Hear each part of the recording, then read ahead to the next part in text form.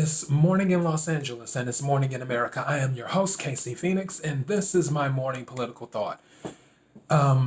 Before I go any further, thepurpleelephantshow.com, main podcasting platform, The Purple Elephant Show on Parler, the free speech platform, The Purple Elephant Show on Instagram. Also, I've been uploading these episodes now on IGTV, so if you are on Instagram, you can watch the Purple Elephant Show episodes on IGTV or my morning political thought, because it's really a supplement to the Purple Elephant Show. The Purple Elephant Show is a weekend show. My morning political thought is what I do during the week as a supplement to the show. I'm trying to think. If you're watching this on BitChute, YouTube, or Dailymotion, don't forget to hit the subscribe button, followed by the notification bell for YouTube. And yeah, that's all I have for that. Everything is in limbo right now. And big things are happening, obviously. The Arizona Supreme Court agreed to hear the GOP election challenge. Justice Alito gave the other side, he had moved up the date. The date was originally the 9th. Today's the 8th. And he gave them until 9, I believe it was 9 a.m. and it's 6:45 a.m. right now here in Los Angeles. So 9:45 here. So more than likely, whatever documents were requested by Justice Alito have been submitted by now. As for an answer being issued, that's a whole nother story. And I mentioned before, just because something is appealed to the Supreme Court, which, speaking of being appealed, Sidney Powell's lawsuits got thrown out. However, one of the other lawsuits, because there are tons of lawsuits going on, one of the other lawsuits, not Sidney Powell's, made it through in Michigan. And now they can look at the voting machines. So that's good news as well. But when it comes to appeals, because I got the number last night, because I knew that the Supreme Court, they get requests all the time. The average of appeals that are submitted to the Supreme Court is about 80,000 a year. The Supreme Court usually hears about 1% of that. So about 8,000, because Ted Cruz was talking about it last night. And speaking of Ted Cruz, who, like I've always said, I feel he should be a Supreme Court justice. Ted Cruz has said he's willing to do the opening arguments for the Trump campaign in regards to the lawsuit that is in Pennsylvania. That is the one that's connected to Sean Parnell in regards to the Pennsylvania Constitution, saying that, hey, you have to do A, B, C, and D before you make changes to absentee mail-in ballots and things like that. And Pennsylvania didn't do that. It went to the Pennsylvania Supreme Court. The Pennsylvania Supreme Court was like, well, yeah, you do kind of have something here. Just like the judge who had reviewed it before it went to the Pennsylvania Supreme Court said, hey, this could probably go forward and win on its merits. But the Pennsylvania Supreme Court threw it out because they said that the date, the time frame to submit after this had happened, they waited too long. So now it's being appealed to the United States Supreme Court. When it comes to cases, they're saying that one is one of the strongest cases to go to the Supreme Court. Also in Wisconsin, they're in the process of getting something in front of the United States Supreme Court as well. But again, it's up to the United States Supreme Court if they want to hear it. And no one knows where that will fall. President Trump said more stuff will be happening this week. I believe it, especially now that they're doing a forensic audit of the actual voting machines, and with the Arizona Supreme Court saying, hey, we'll hear your election challenge, and so on and so forth. As for Georgia, that's a hot mess. You can't do more than being caught on tape, is my thing. You can't do more than being caught on tape. That's how I look at it. So, yeah, that's where we're at. As for my morning political thought, I'll go ahead and get into that. I had back about maybe a month ago, I told you guys that I had a premonition about China. And I mentioned it in passing, is what I did when I was talking. I wish I could do like Rush Limbaugh, because Rush Limbaugh, he has a team that he can bring up stuff to say, remember when I said this? And then he'll have his team play the tape for him. I really wish I had that. But if you've been listening to my episodes, hopefully you will remember that I mentioned I had seen something on TV. It was about some kid in China who made it into the Guinness Book of World Records as the tallest high school student to ever graduate in the world, or it was something of that nature. And I had said I had a premonition that China is attempting to build the perfect human being. Like they're trying to make the ultimate human being or whatever. And I specifically said, I'm not saying that they did something to that kid. It's just the premonition that came to me is that, oh, well, something is saying to me, something said to me, China's trying to make the perfect kid, or the perfect, or not the perfect kid, the perfect human being. And that was about a month ago. Well, yesterday there was an article, I believe it was on the Epic Times, saying that China is now using their gene editing for their soldiers. Go to the Epic Times and look it up.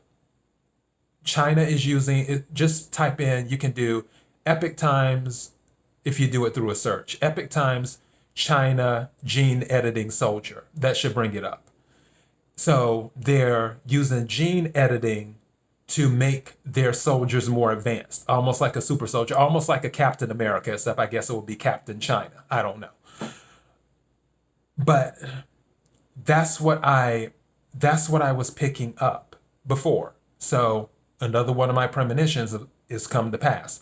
I knew that they dealt with gene editing, but it was more on a scientific level, not necessarily a military level. And I guess that's where my premonition was coming in at, like, hey, they're trying to create the ultimate human being or the ultimate soldier.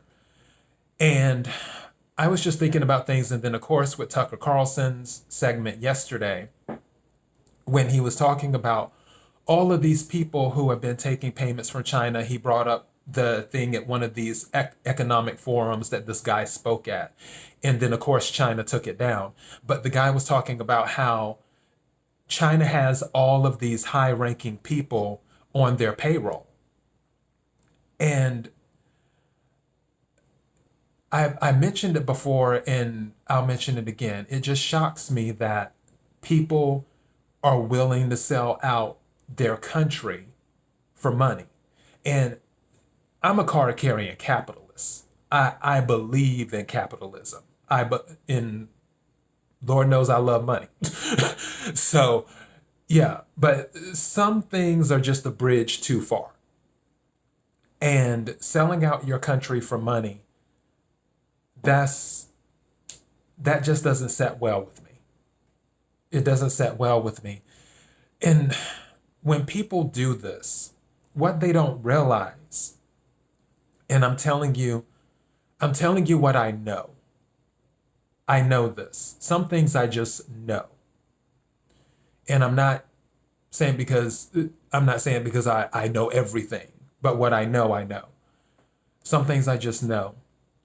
For these people who believe in globalism and believe that we can live in a global society and that everyone will just get along if we're all just under one, I guess you could say, one branch of government or one whatever you want to call it. under one train of thought. You can have those ideas and you can think that China can help expedite that dream.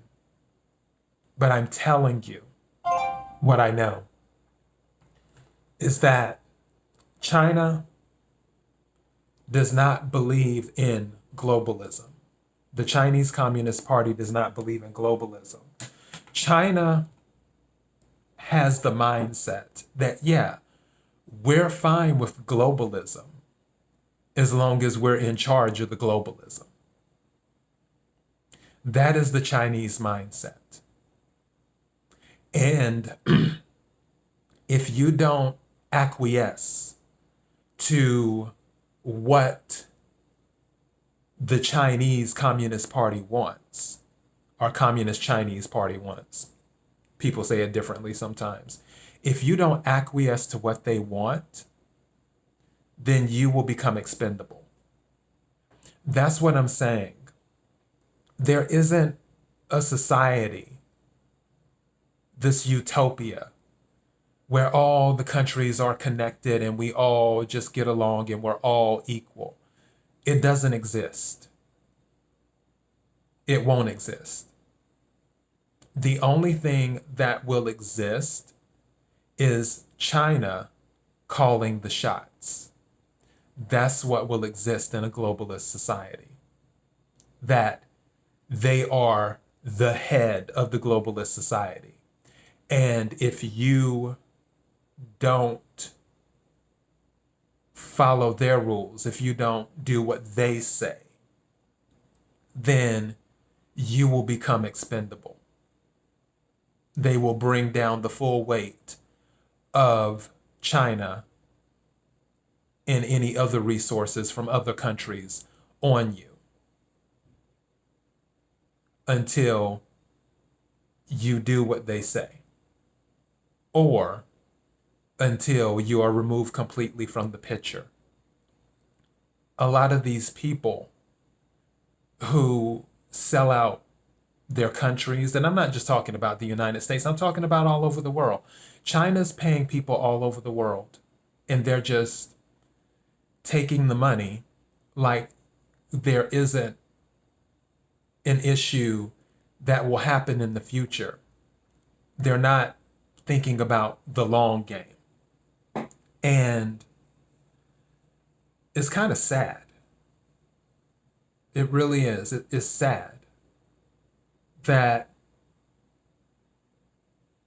people just don't, regardless of what status or what shape your country is in. I don't care if you're in Somalia or somewhere like that. Regardless of what shape your country is in, it's still your country. It's just sad that some people care so little about their country. You would think there would be some type of attachment, some type of emotion connected to the country you were born in or that you were raised in and things like that. But people are like, oh, well, the money's worth more than my country.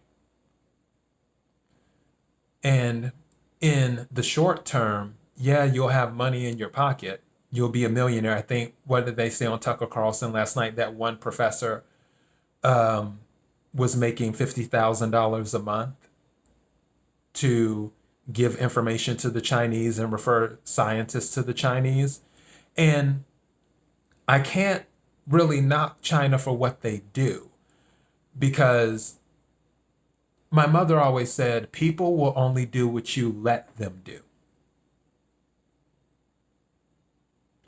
And we have people in this country and in other countries that are letting China do what they do. And that's sad. It's really sad. And that's why they worked like hell are working like hell because they think that it's over with President Trump. Far from. Far from. They work, they're working like hell and they worked like hell before the election to get President Trump out the way. Because President Trump, he couldn't be bought. His policies, he did what was good for America, not what was good for China. And under any other presidency,